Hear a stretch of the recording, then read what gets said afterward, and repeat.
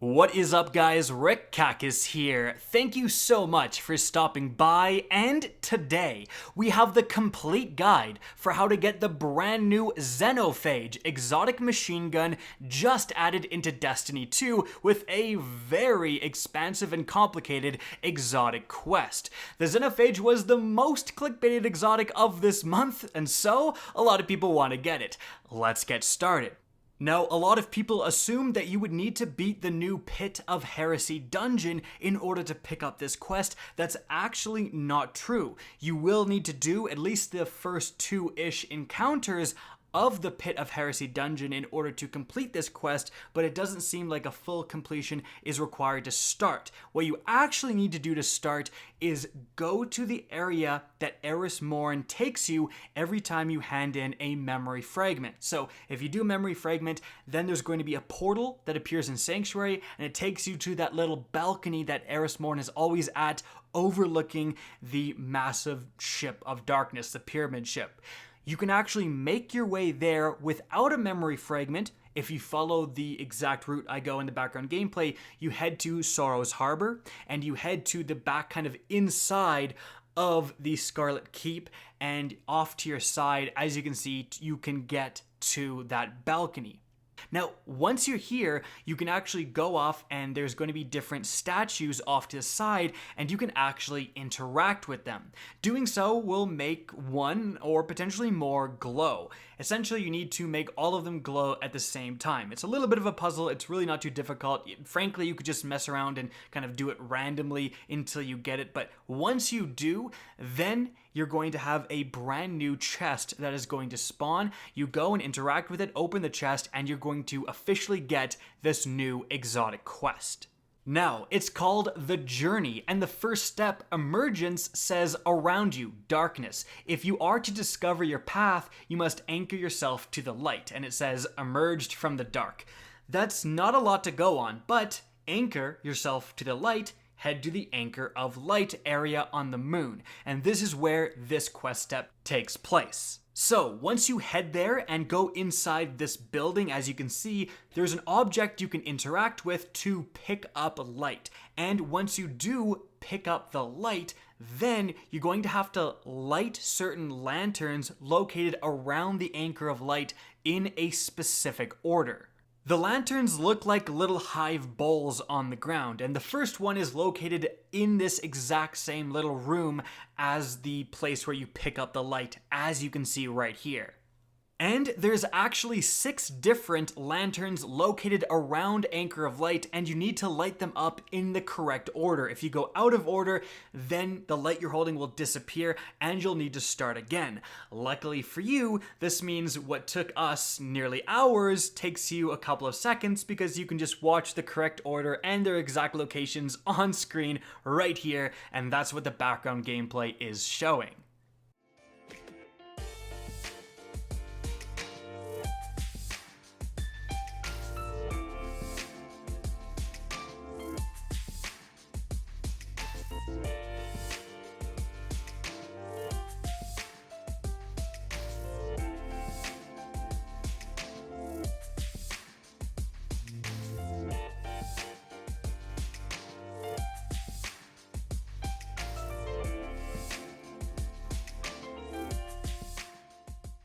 And once you've done exactly what you see me do and light all of the correct lanterns in the correct order, you're going to see the text, "You are ready to emerge from the dark." And there's going to be an objective marker on your screen, so head to that and interact with this new object. Once you do, your quest step is going to update yet again, and now you're going to have to find 4 different fragments associated with 4 different moon locations: Anchor's Line, Sorrow's Harbor, Hellmouth, and Anchor of Light. Now, although those named locations are all around the map, and I mean, you're in one of them right now likely, you're actually not necessarily looking for the fragment there, but rather you're looking for the fragment within the lost sectors associated with each one of these areas. So go to the lost sector in Archer's Line to get the fragment, and the same goes for all of the other locations. Now, In these lost sectors, you're going to have to go in and likely kill a bunch of ads. Definitely kill the bosses, I would say, because once you do, for some of them actually, you can just go right to a puzzle located at the end, but for most of them, you not only have to kill the boss and get the cache code, but more enemies are going to keep spawning. And then once you kill all of those enemies, a secret door is essentially going to open up, and in there is going to be the hive puzzle you need to solve. So, let's talk about these puzzles. They are, well, they took hours and hours to figure out for a lot of groups out there, including our group. Well, a little under an hour, I would say, actually. We were one of the first to complete it. But essentially, you shoot one of the runes, and it's going to interact with the column and the row at the same time of that shot rune. And what you're trying to do is change all of the different runes to match the symbol that's above this puzzle. Like, each puzzle has a bunch of different symbols, but located above, there's a little symbol that doesn't do anything when you shoot it. That's the symbol you're trying to get all of these runes to match. Now, instead of just yeeting this guide out and saying figure it out, we actually went back on another person's account and did these puzzles multiple times to figure out exactly what to shoot in the correct order so that you guys can solve it in absolutely no time at all. And so, let's start here with Anchor of Light. The lost sector here is K1 communication, and you're going to shoot the bottom left corner, then the bottom right corner, then the top middle twice in a row, and that will solve it. You interact with the chest, and then you get your fragment. Now, importantly, if one person interacts with the chest in your fire team, you don't automatically get it. You individually need to go to the chest, interact with it, and pick up your individual fragment. Moving on from there, we have Sorrow's Harbor, and for this one, well, you can just do exactly what we do in the background gameplay. Middle left, middle twice in a row, middle left again, top middle, bottom middle, middle, and lastly, right mid. Moving on from there, we have the lost sector in the Hellmouth, and this one is definitely one of the more complicated ones. We actually messed up a little bit off the bat, not gonna lie. Essentially, you're trying to eliminate like the odd man out by shooting around it. Like if you get a corner rune that's out, you want to shoot above it, then to the middle, then beside it to the left, like shoot adjacent ones. But essentially, I can just give you the code right here.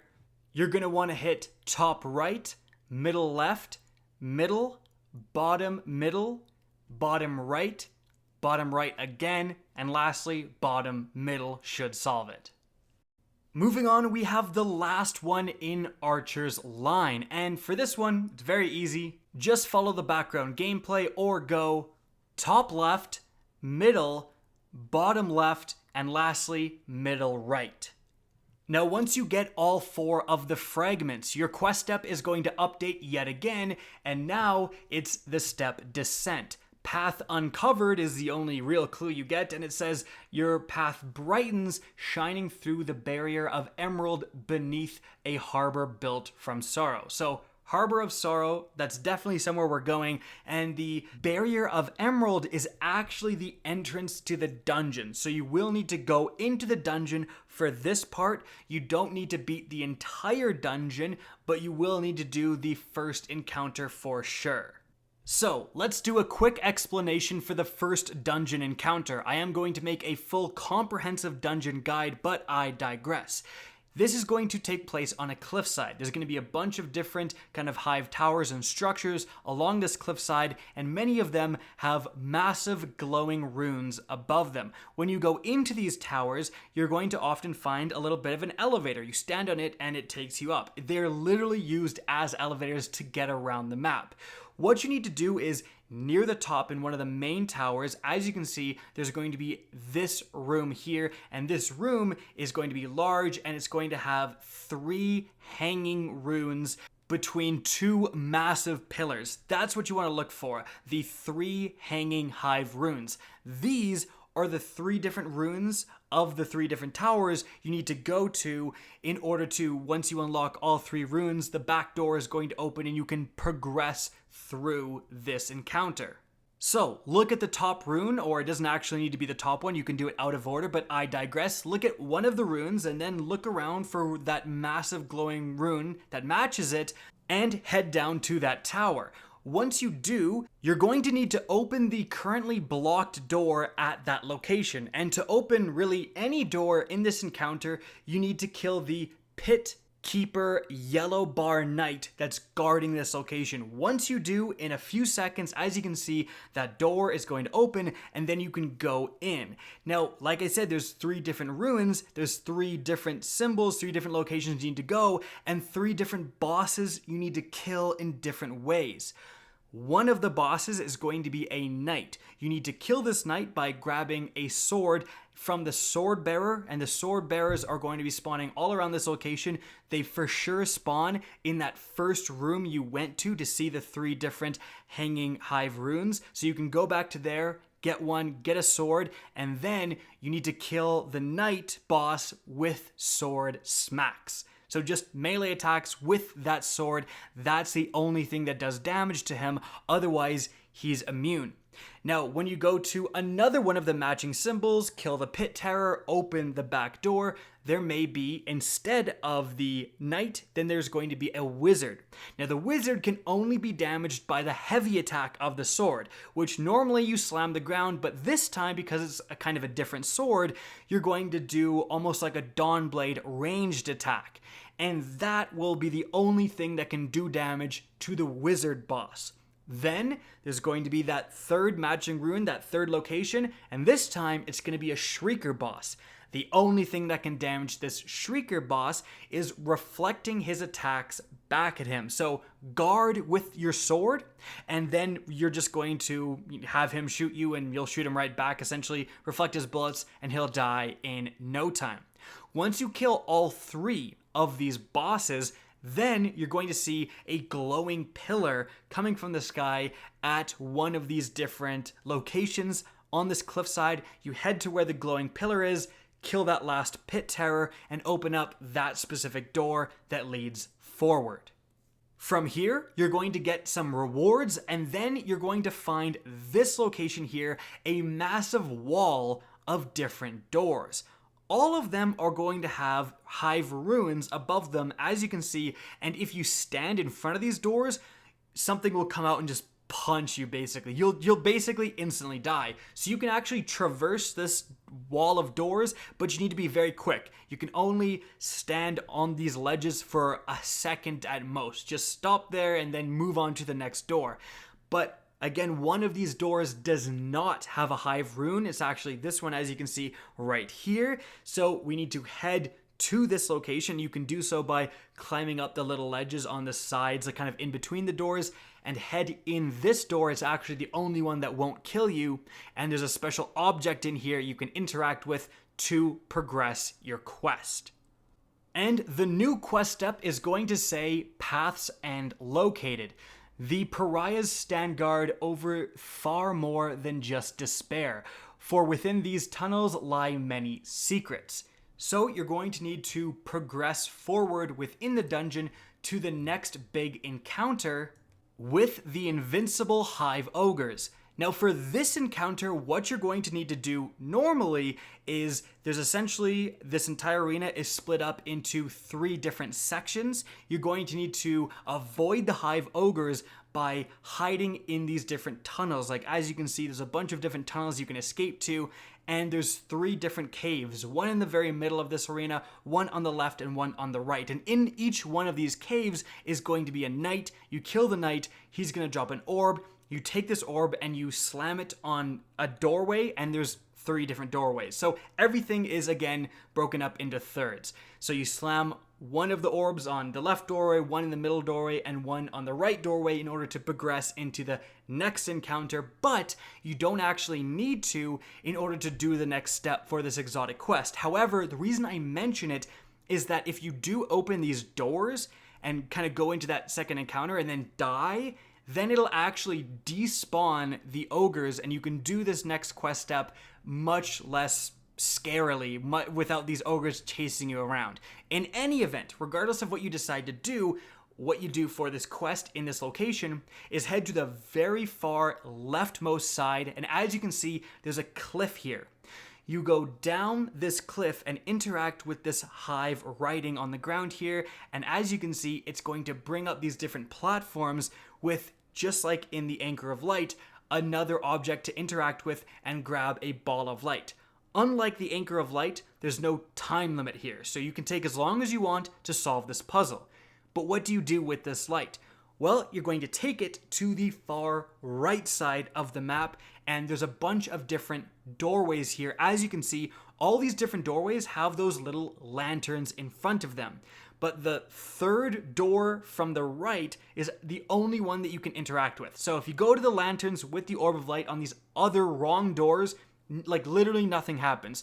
But if you go to that third door from the right, then you can actually interact with it. You light both of these lanterns, the door opens, and you move forward into a secret boss fight. Alright, so how do you beat this boss? Well, it's actually pretty complicated. The boss is going to be completely immune. Nothing you can do will damage her so far.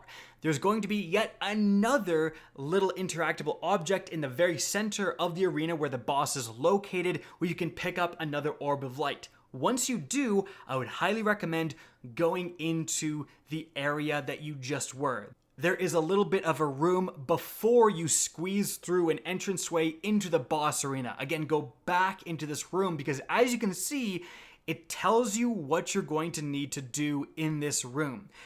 On all four corners in here, there's going to be a different element associated with a different hive rune. So, when I pick up that Orb of Light in the center of the boss arena, I'm going to have a certain buff. In this example, I have Fiery Dread. So I go to that initial staging area, and as you can see, in one of the corners, one of them is on fire. I have Fiery Dread. And above the fire is a hive rune, in this case the kind of X symbol. So then I go into the boss room and there's 4 different locations I can slam.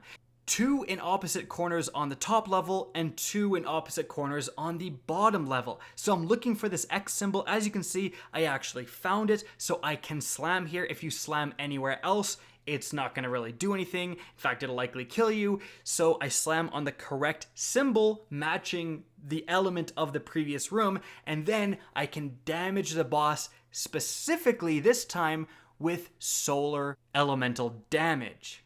So, the buff you get, and therefore the damage you can use on the boss, is going to change. You can see, if I get neutral vengeance, I go and I look for the object where nothing is happening. There's no fire, there's no electricity, there's no purple like void, it's just nothing. I see the symbol, I go, match the symbol, and then I have the neutral vengeance buff, and I can damage the boss with kinetic weapons. In this case, Izanagi's Burden, which is fantastic. In fact, you may actually want to kind of pick up the orb multiple times until you get the right buff. Like if you're using void weapons, if you're using something like the Swarm of the Raven, just make sure you get that void buff and then go through the process of looking at what symbol it needs to have, slamming that symbol, and then going to town with your Swarm of the Raven. Or make sure that you have a good variety of different elemental abilities and weapons on. Make sure you have, a solar special, then a void heavy, and then an arc super, for example. So no matter what you get, you can do some damage to the boss. In any event, once you kill this boss, you're going to get a new quest step, Finality. You're going to head back to Eris Morn, talk to her, and she will outright give you the Xenophage Exotic Machine Gun. It's pretty crazy. It has a 120 rounds per minute fire rate. It's basically a hand cannon, but shoots incredibly powerful explosive rounds. This is one of the most unique exotics I've ever seen. Definitely worth getting, guys. I hope you enjoyed this video, found it informative, and if you did, please remember to help me out by simply rating and especially sharing this video. If you guys want to see more Destiny 2 content similar to this, don't be afraid to slap that subscribe button. If you want to get in touch with me and keep up to date with the latest channel activity, the best way is to follow me on Twitter at RickKackis. That's linked in the description down below. Again, I hope you enjoyed the video, and as always, have a good day.